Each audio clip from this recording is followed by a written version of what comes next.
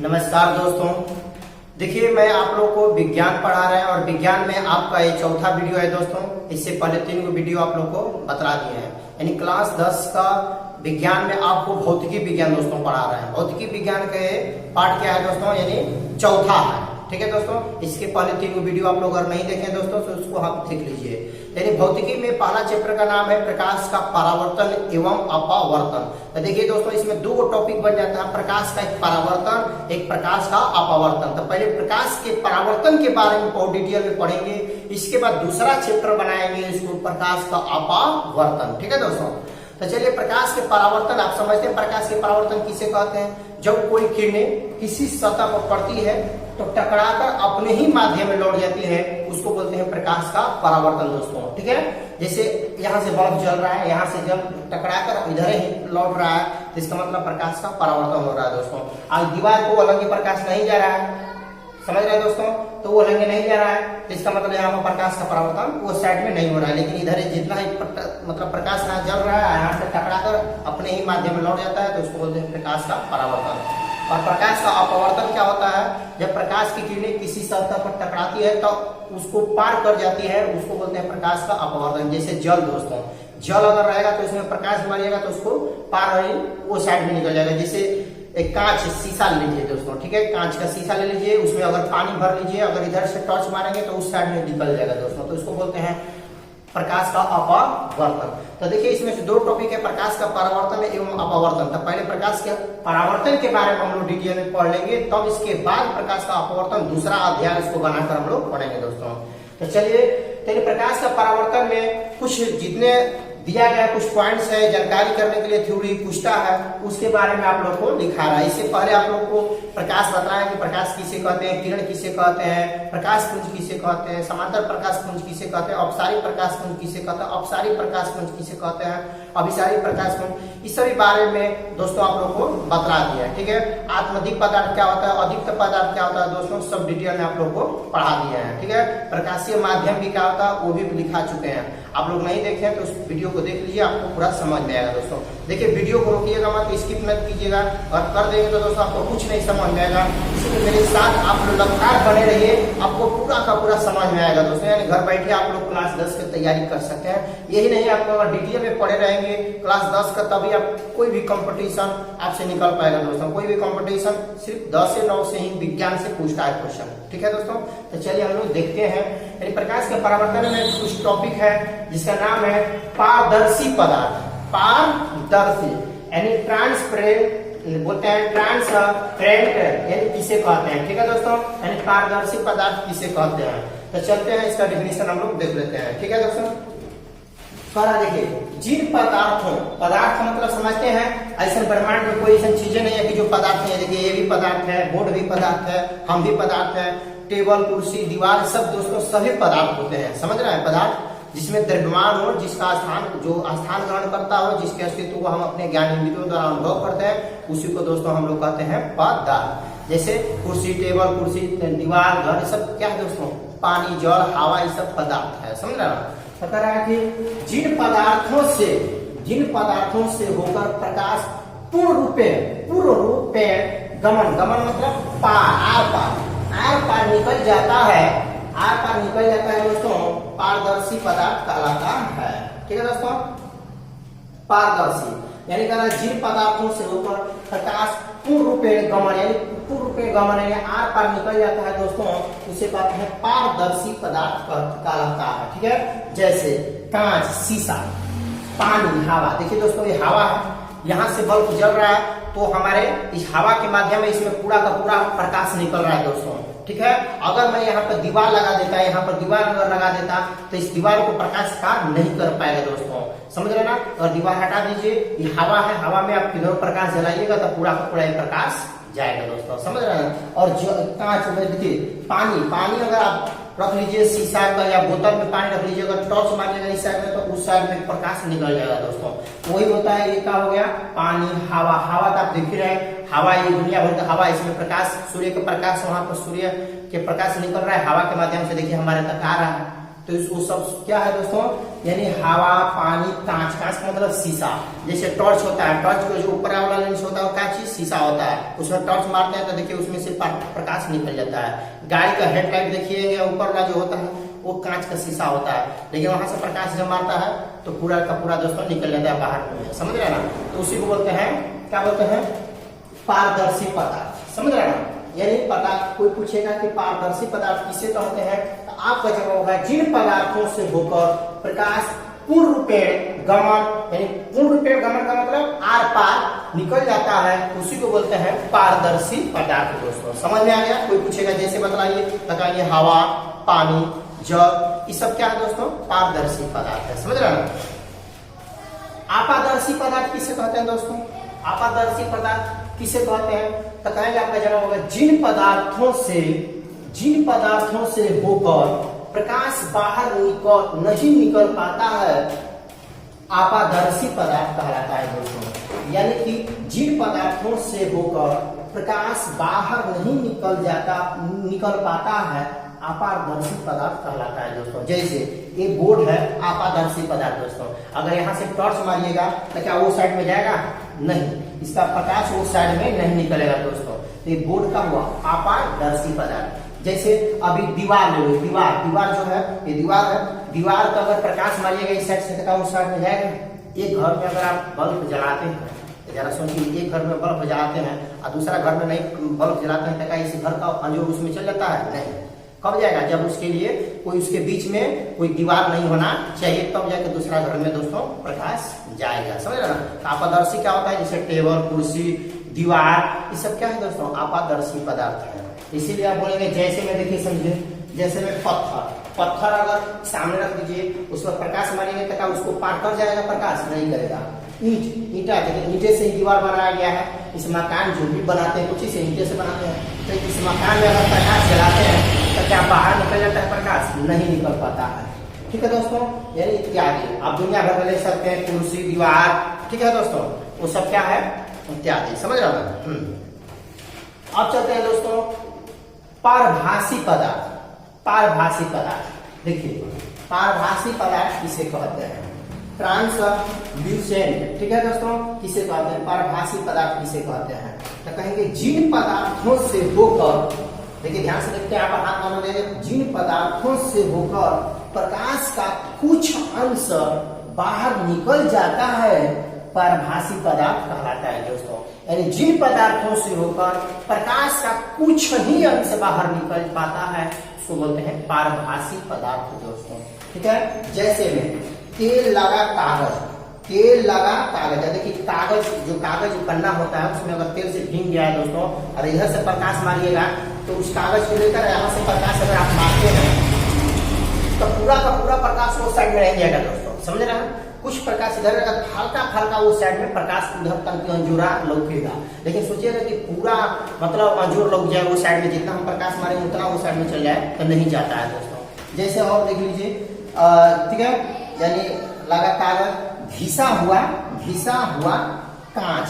जैसे कांच रहेगा दोस्तों, जैसे आप चेहरा देखते हैं, ठीक है, और उसका पेंट क्या हो गया, छूट गया है। समझ रहे ना।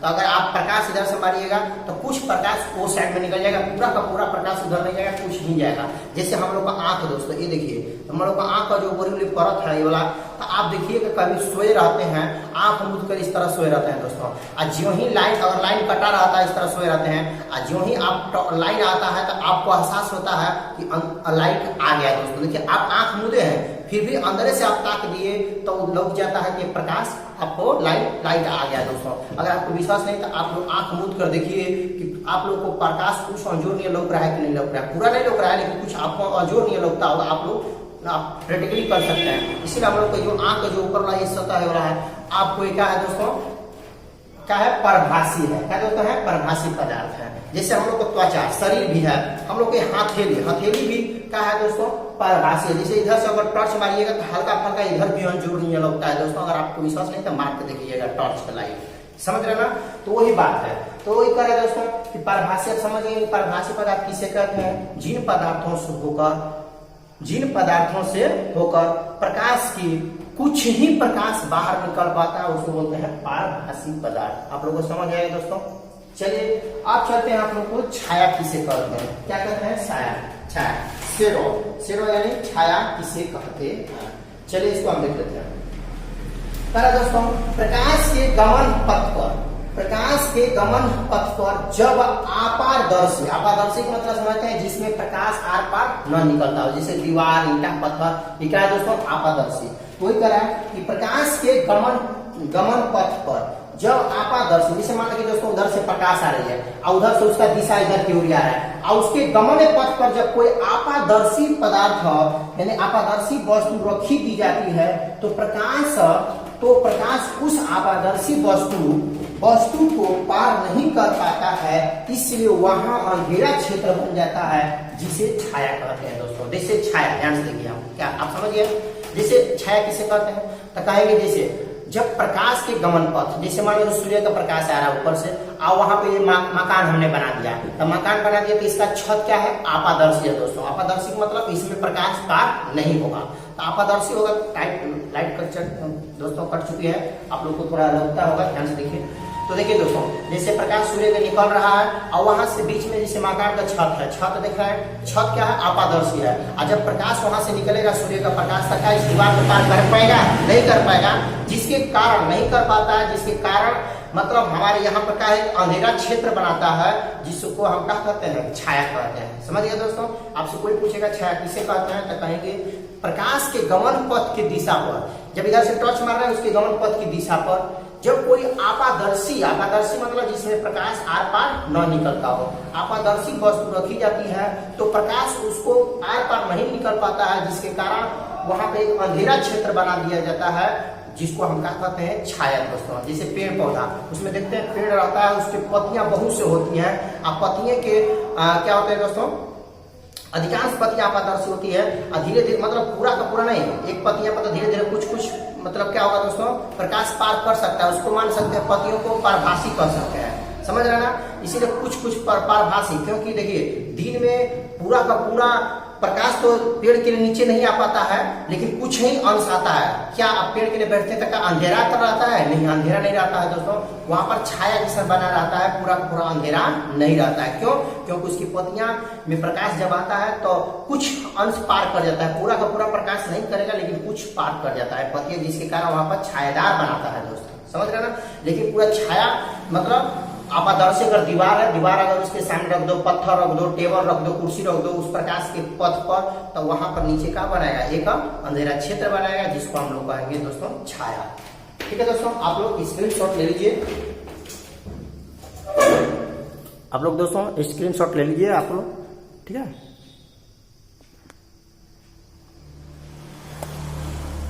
चलिए दोस्तों, अब चलते हैं आप लोग को अब प्रकाश का परावर्तन लेकर चलते हैं। ये तो टॉपिक का नाम है, चैप्टर का नाम है प्रकाश का परावर्तन एवं अपवर्तन। तो इससे पहले हमने प्रकाश का परावर्तन में कुछ दो चार को प्रकाश से परावर्तन जाने से पहले दो चार को हम लोग जितने कुछ टर्म्स था उसके बारे में हम लोग जानकारी किए। इसके बाद अब हम चलेंगे प्रकाश का परावर्तन किसे कहते हैं दोस्तों। ठीक है, अब चलते हैं प्रकाश का परावर्तन, जिसे आप लोग को बेसिकली में आप लोग इसी तरह बता दिए कि प्रकाश का परावर्तन होता क्या है। जब प्रकाश किरणें, ठीक है दोस्तों, किसी सतह पर पड़ती है तो टकराकर अपने ही माध्यम में लौट जाता है, उसको बोलते हैं प्रकाश का परावर्तन। चलिए डिफिनेशन दे देते हैं दोस्तों। प्रकाश का परावर्तन यानी reflection of light, reflection of light यानी किसे कहते हैं दोस्तों। ठीक है, ये प्रकाश का परावर्तन किसे कहते हैं, तो चलिए हम लोग पढ़ के सुनाते हैं। देखिए, जब प्रकाश की किरणें, ध्यान से देखिए, इतना बड़ा है घबराइएगा मत, बहुत आसानी से आप लोग याद कर सकते हैं, एकदम कहानी जैसा। जब प्रकाश की किरणें किसी समांगी माध्यम, समांगी माध्यम मतलब जिसे जानते हैं हवा, क्या है दोस्तों, पानी, सब क्या है समांगी माध्यम। तो समांगी माध्यम से चलकर, समांगी माध्यम से चलकर अन्य वस्तु की सतह पर पड़ती है तो वे किरणें या तो वस्तु द्वारा अवशोषित हो जाती है या उस वस्तु से पार कर जाती है या उसके सतह से टकराकर लौट जाती है। इस तरह प्रकाश की किरणों का पहले माध्यम में लौटने की घटना को प्रकाश का परावर्तन कहते हैं। प्रकाश का परावर्तन कहते हैं। अब समझे दोस्तों, देखिए इसको बहुत डिटेल में आपको समझाते हैं। देखिए क्या क्या बता रहा है, जब कोई प्रकाश की किरणें, जैसे प्रकाश की किरणें है, सूर्य के प्रकाश आ रहा है तो किसी सतह पर टकराता है, तो जब प्रकाश की किरणें किसी सतह पर टकराता है तो या तो प्रकाश की किरणें उस सतह द्वारा अवशोषित हो जाता है, मतलब उसने ग्रहण कर लेता है। जैसे अभी कपड़ा पसारेंगे तो कपड़ा भीतर पसारेंगे तो प्रकाश जब ऊपर पड़ेगा तो प्रकाश को अवशोषित करता है, अपने में कुछ लेता है, तब जाके कपड़ा सुखाता है दोस्तों, समझ रहे हैं। या तो उस सतह को पार कर जाता है। कुछ ऐसे भी माध्यम जैसे पानी ले लो, तो पानी में जब प्रकाश की किरणें आएगा तो उसको, जिसे यहाँ पर कांच यानी कांच का शीशा का कोई बर्तन ले लो, उसमें पानी रख दो, उधर से प्रकाश आएगा तो उस पर टकराएगा तो उसको पार कर जाएगा दोस्तों। ऐसा भी होता है, प्रकाश की किरणें ऐसा ऐसा सतह पर पड़ता है, या तो कुछ ऐसे भी सतह होंगे जिस पर प्रकाश की किरणें पड़ेगी और पड़कर क्या होगी, लौट जाएगी अपने माध्यम में, समझ रहे। प्रकाश की किरणें ये नहीं होता है कि प्रकाश की किरणें हमेशा किसी पारदर्शी पदार्थ पर पड़ती है, ठीक है दोस्तों, ऐसा बात नहीं है। प्रकाश की किरणें तो सभी वस्तुओं पर पड़ती है, तो लेकिन हर एक वस्तु का बात नहीं करता है। जब प्रकाश की किरणें किसी मतलब समांगी माध्यम से चलकर किसी वस्तु पर या किसी सतह पर पड़ती है तो या तो उस वस्तु द्वारा अवशोषित हो जाती है, या तो उस वस्तु को पार कर जाती है प्रकाश की किरणें, या तो उससे टकराकर अपने ही माध्यम में लौट जाती है, समझ रहा। यानी कुछ ऐसे वस्तु हैं ये जिसमें प्रकाश की किरणें जब पड़ेगी तो वो अपने ओर प्रकाश को आकर्षित कर लेगा, किसी दूसरे ओर नहीं जाने देगा, समझ रहे हैं दोस्तों।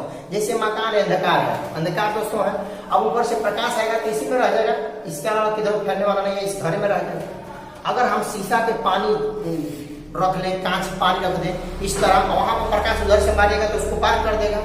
अब कुछ ऐसे सतह होंगे जैसे शीशा, जो चेहरा देखने वाला दर्पण जिसको मिरर कहते हैं आप लोग, जब उस पर जब प्रकाश पड़ेगा तो टकराएगा, टकरा कर इधर लौट जाता है।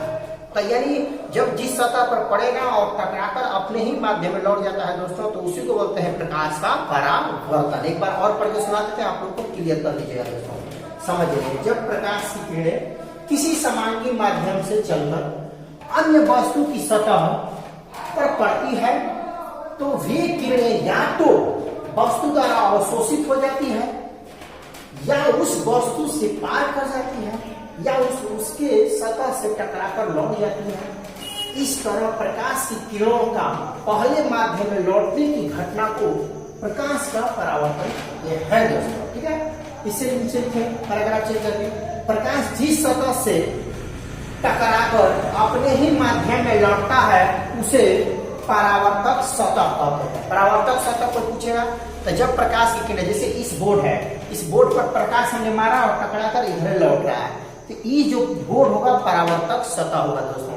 जैसे आप चेहरा देखते हैं शीशा से, उसको लेकर घाम दिखाइए, इस तरह घाम दिखाकर छांव कीजिए, तो जब उसमें सूर्य का प्रकाश पड़ेगा तो वहां पर परावर्तित हो जाएगा हम लोग, तो उसको बोलते हैं परावर्तक सतह। यानी जिससे प्रकाश लौटता है, मतलब जिससे टकराकर अपने ही माध्यम में लौट जाता है दोस्तों, उसको बोलते हैं प्रकाश का परावर्तक सतह। परावर्तक सतह मतलब समझिए, परावर्तक सतह किसे कहते हैं, जब प्रकाश की किरणें जिस सतह पर टकराता है उस सतह को, यानी जिस सतह पर पड़ता है उसी सतह को परावर्तक सतह कहते हैं दोस्तों। परावर्तक सतह क्या, तो परावर्तक सतह प्रकाश को परावर्तित भी कर सकता है और शोषित भी कर सकता है, ठीक है दोस्तों, या तो अपने ही माध्यम में लौटा भी सकता है, उसको बोलते हैं परावर्तक सतह। तो इस तरह की प्रकाश जिस सतह से टकराकर अपने ही माध्यम में लौटता है उसे परावर्तक सतह कहते हैं। तो जैसे तो सभी परावर्तक सतह नहीं होगा, कुछ ऐसे परावर्तक सतह होगा।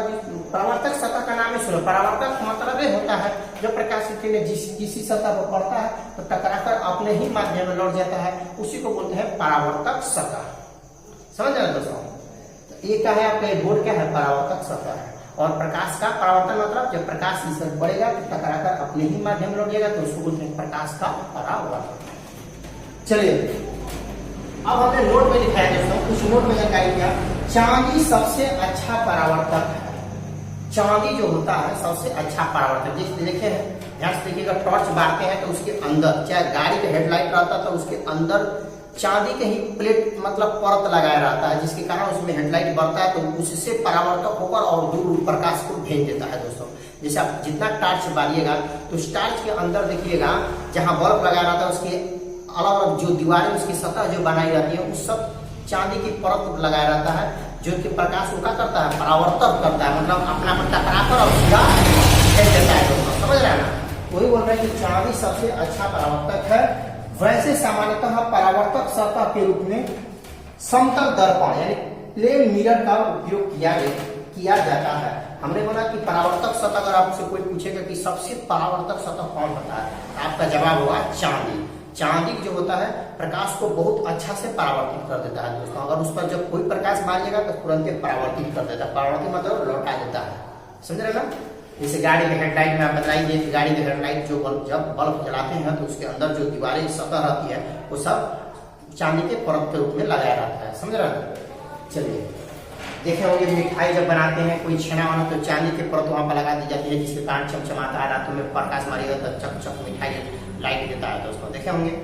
चलिए अब हमने आगे हेडिंग डाला है परावर्तक सतह की प्रकृति। जो परावर्तक सतह है, जिसे मान लो कि परावर्तक सतह है, तो परावर्तक सतह की प्रकृति के अनुसार परावर्तन दो प्रकार के होते हैं।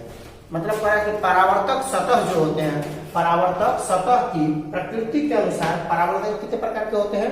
दो प्रकार के होते हैं। परावर्तन दो प्रकार के होते हैं, एक नियमित परावर्तन और एक होता है अनियमित परावर्तन। एक होता है नियमित परावर्तन दोस्तों, एक होता है अनियमित। नियमित परावर्तन वह होता है दोस्तों जब प्रकाश की किरणें जब जिस सतह पर पड़ती है तो उस सतह को एक नियमित नियम के अनुसार परावर्तित करता है। जैसे इस कोण पर, यानी इस कोण पर हमने ध्यान से देखिए दोस्तों, जैसे ये है सतह, इस सतह उदाहरण मान लीजिए कि दोस्तों ये समझा देते हैं। जैसे सतह यहाँ से प्रकाश आया इस कोण पर आया और उसी कोण पर इधर परावर्तित कर देगा, तो उसको बोलते हैं नियमित परावर्तन।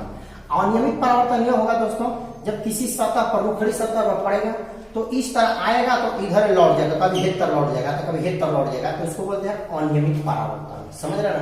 नियमित परावर्तन जब प्रकाश की किरणें किसी चिकनी या चमकीली सतह पर पड़ती है तो प्रकाश को नियमित रूप से परावर्तित करता है, उसको कहते हैं नियमित परावर्तन। और जब प्रकाश की किरणें किसी रुखड़ी सतह पर पड़ती है तो प्रकाश को अनियमित रूप से परावर्तित करता है, उसको बोलते हैं अनियमित परावर्तन। चलिए उसको हम लिखा देते हैं दोस्तों, आप लोग इसका स्क्रीनशॉट ले लीजिए। चलिए दोस्तों, यानी आप लोग को पढ़ लिया कि परावर्तन कितने प्रकार के होते हैं? दो प्रकार के, ठीक है। परावर्तन कितने प्रकार के होते हैं? दो प्रकार के। तो पहला होता है नियमित परावर्तन और दूसरा होता है अनियमित परावर्तन, ठीक है। तो चलते हैं एक पॉइंट पे देखते हैं नियमित परावर्तन किसे कहते हैं, ठीक है। रेगुलर रिफ्लेक्शन यानी किसे कहते हैं, ठीक है दोस्तों। तो चलिए आप लोगों को पढ़ के समझा देते हैं। जब प्रकाश की किरणें चिकनी और चमकीली सतह पर, चिकनी और चमकीली सतह पर पड़ती है तो वे नियमित रूप से परावर्तित हो जाते हैं। ऐसे परावर्तन को नियमित परावर्तन कहते हैं दोस्तों। यानी कहने का मतलब आपका बता रहा है कि जब प्रकाश की किरणें किसी चमकीली सतह पर, जैसे मान लीजिए बोर्ड है चमकदार है, या आपको शीशा ले लीजिए वो भी एक का है चमकदार है, तो यानी किसी मतलब कह रहा है कि जब प्रकाश की किरणें चिकनी और चमकीली, चमकदार मतलब जैसे शीशा चमक रहा है, बोर्ड भी आपको चमक रहा है, चिकनी और चमकीली सतह पर पड़ती है तो वे नियमित रूप से एक नियम के अनुसार, नियम का मतलब ये हो कि जिस कोण पर आप प्रकाश उस पर मारिएगा उसी कोण पर निकलेगा। देखिए अगर शीशा रहेगा दोस्तों, आपका शीशा अगर थोड़ा झुका कर इस तरह मारिएगा तो इस तरह झुका कर शीशा पर प्रकाश मारिएगा तो आपको जो प्रकाश टकरा कर नहीं लौटेगा, उस कोण पर निकलेगा। जितने कोण पर उस पर प्रकाश मारेगा उतने कोण पर उधर से निकलेगा दोस्तों, समझ रहे हैं। तो वो एक नियम के अनुसार जा रहा है, उसी बोलते हैं। यानी चमकीली सतह पड़ती है तो वे नियमित रूप से परावर्तित हो जाते हैं। ऐसे परावर्तन को नियमित परावर्तन कहते हैं दोस्तों। चलिए इसका डायग्राम देख लेते हैं। फिगर देखिए, हमने एक सतह लिया, ठीक है दोस्तों, एक हमने क्या लिया? सतह लिया। इस सतह पर दोस्तों हम क्या करेंगे कि प्रकाश की किरणें इधर से हम लोग आपतित कराएंगे, समझ रहे हैं। आपतित करा, प्रकाश मारा, जितने कोण पर देखिए मारे उतने कोण पर निकल गया, ठीक है। ये आपका चमकदार सतह है, इस पर प्रकाश हमने मारा और जितने कोण पर मारा उतने कोण पर देखिए इधर से निकल गया। तो जब प्रकाश की किरण जो आती है तो उसको बोलते हैं आपतित किरण। क्या बोलते हैं? आपतित किरण पुंज। और जब टकरा कर इधर लौट जाएगी तो इसको बोलेंगे परावर्तित किरण पुंज दोस्तों। और बीच में एक अभिलंब का काम करता है, वो बतला रहा है कि जितने कोण पर जितना कोण पर प्रकाश आ रहा है उतने कोण पर इधर निकल जाएगा दोस्तों। ये इसका एक अभिलंब का नाम देगा। इसका नाम हम लोग जब दर्पण पढ़ाएंगे दोस्तों तो वहां पर इसको बहुत डिटेल में विस्तार विस्तार से पढ़ाएंगे कि इसको अभिलंब कहते हैं, इसको आपतित किरण, इसको परावर्तित किरण, इसको आपतन बिंदु कहते हैं, इसको समतल दर्पण कहते हैं। जब दर्पण पढ़ाएंगे तो बहुत डिटेल में, इसके बाद आप लोगों को दर्पण पढ़ाना है, बहुत डिटेल में आप लोगों को पढ़ाएंगे। बस यहाँ पे इतनी जानकारी कीजिए कि जब प्रकाश की किरणें किसी चिकनी और चमकीली सतह पर पड़ती है तो एक नियमित रूप से परावर्तित होती है। कौन सी परावर्तित होती है? प्रकाश को परावर्तित कर देती है कि नियम के अनुसार, उसी को बोलते हैं क्या बोलते हैं दोस्तों? नियमित परावर्तन करते हैं। समझ में आ रही है? देखिए, तो इसी को देखिए नियमित परावर्तन हो गया और उसमें देखिए ये आया प्रकाश किरण सतह पर टकरा और उसी कोण पर निकल गया। अब चलते हैं अनियमित परावर्तन, दूसरा पॉइंट में बी में अनियमित परावर्तन। इसको बोलते हैं इर्रेगुलर रिफ्लेक्शन। किससे कहते हैं? देखिए कह रहा है जब प्रकाश की किरण रूखड़ी और चमकीली, कोई रूखड़ सतह है जैसे खालुच रूखड़ी और रूखड़ी और चमकीली, बस रूखड़ है लेकिन वो क्या दोस्तों रहना चाहिए? चमकदार होना चाहिए, जो प्रकाश को परावर्तित करना चाहिए। परावर्तित मतलब टकरा कर अपने ही माध्यम में लौटा देना चाहिए। यानी रूखड़ी सतह पर पड़ती है तो वे नियमित रूप से, एक नियमित नहीं अनियमित, अनियमित मतलब वो नियम के अनुसार नहीं, वे नियम के अनुसार अनियमित रूप से परावर्तित हो जाती है। कौन सी परावर्तित हो जाती है? प्रकाश को परावर्तित कर देती है। ऐसे परावर्तन अनियमित परावर्तन कहलाते हैं दोस्तों। आपको डिफिनेशन याद हो गया? जब प्रकाश की किरणें किसी रूखड़ी चमकीली सतह पर पड़ती है तो प्रकाश को अनियमित रूप से परावर्तित करती है, उसी को बोलते हैं अनियमित परावर्तन। देखिए दोस्तों, यहाँ पर हमने सतह लिया रूखड़ा लिया, लेकिन ये ऐसा सतह लिया है कि प्रकाश इसको पार नहीं कर सकता है। भले रूखड़ा है लेकिन प्रकाश पार नहीं कर सकता है। लेकिन यहाँ पर देखिए नियम के अनुसार नहीं जाएगा। देखिए हमने इधर प्रकाश मारा, यहाँ पर देखिए दोस्तों ये प्रकाश मारा तो उधर से प्रकाश मारा तो इसको निकलना चाहिए इधर, जितने कोण पर मारा उधर इधर निकलना चाहिए, लेकिन इधर नहीं निकलेगा और बाहर निकल जाएगा। देखिए इस डिल्लू नियर है, डिल्लू को प्रकाश मारिएगा तो इधर लौटेगा तो इधर चल जाएगा। जैसे देखिए दोस्तों, जैसे आप गेना खेलते हैं और इधर से फुटबॉल गेना मारते हैं पैर से, तो कहीं अगर आपको उधर जाता है, अगर सीधा यहाँ से उड़ा बॉल और जाकर एक लाट पर लग जाएगा, लाट पर कोरा पर, तो क्या होगा दोस्तों? गेना उधर जाएगा तो और लौट जाएगा तो आप ही उड़ी, तो उसका मतलब वहां पर परावर्तन हुआ। गेना का क्या हुआ दोस्तों? परावर्तन। जैसे आपने दीवार है, दीवार पर आप गेना क्या करते हैं? मारते हैं इस तरह, तो मारते हैं तो वहां पर टकरा के बार गेना आपे उड़ जा रहा है, इसका मतलब वो क्या हो रहा है? परावर्तन हो रहा है दोस्तों। समझ रहे हैं ना? वहां पर गेना का परावर्तन हो रहा है और यहाँ पर हम लोग प्रकाश का परावर्तन पड़ रहा है। समझ रहे हैं दोस्तों? जैसे किसी को उठाकर, किसी वस्तु को उठाकर क्या करते हो? चाहे बॉल है, चाहे बड़ा गेंदा है, चाहे कोई भी अपना ले लो और किसी वस्तु को दीवार पर पटको इस तरह बेगो और बेग पर देखते हो तो लोग आप टकरा के बार इधर ही आ रहा है, तो इसका मतलब वहां पर क्या हो रहा है दोस्तों? उसका परावर्तन हो रहा है। समझ रहे हैं ना? वही बात यहाँ पर प्रकाश का परावर्तन है, तो प्रकाश को यहाँ पर परावर्तित कर रहे हैं। ठीक है, तो यहाँ पे एक नियम के अनुसार नहीं जा रहा है। नियम के अनुसार का मतलब ध्यान से देखो, अगर ये सतह है दोस्तों, अगर ये प्लेन सतह है तो अगर हम सीधा इस तरह बॉल चाहिए थिपट करके मारेंगे तो बार वो गेंद इधर ही आया है। लेकिन कहीं ये रूखा सोटा होगा दोस्तों, अगर उसको हम पटकेंगे तो हो सकता है अगर ढीला नहीं रहे और उस पर लगे तो आपका दिशा बदल सकता है दोस्तों, इधर उधर जा सकता है गेना, जा सकता है जा सकता है दोस्तों। नीचे का सतह जैसे जमीन बराबर अगर रहेगा तो आप गेना मारिएगा तो सीधा डगरने लगेगा, लेकिन अगर सतह बराबर नहीं रहेगा, रूखा रहेगा दोस्तों, तो इधर से गोली अगर फेंकू करिएगा तो गोली जाएगा, कहीं डुबला डुबली रहेगा वहीं से लड़ेगा फिर लौट जाएगा दोस्तों, तो इसी को बोलते हैं रूखा। सुना? तो वही यहाँ बता रहा है दोस्तों। देखिए यहाँ से प्रकाश मारा और जितने कोण पर मारा उतने कोण पर नहीं निकल रहा है और कौमे का क्या उधर लौट गया। यहाँ पर हमने देखिए यहाँ से प्रकाश आपतित करा है, इसको ऐसे सीधा कराया लेकिन झुक कर इतना झुक कर जा रहा है, प्रकाश निकला है। यहाँ से देखिए ऐसे निकला प्रकाश, इसको टकरा कर हेहर जाना चाहिए, लेकिन ये ढीला नहीं रहा है, ऊंच खाला है, जिसके कारण इसका प्रकाश का परावर्तन इधर हो रहा है। समझ रहा है दोस्तों?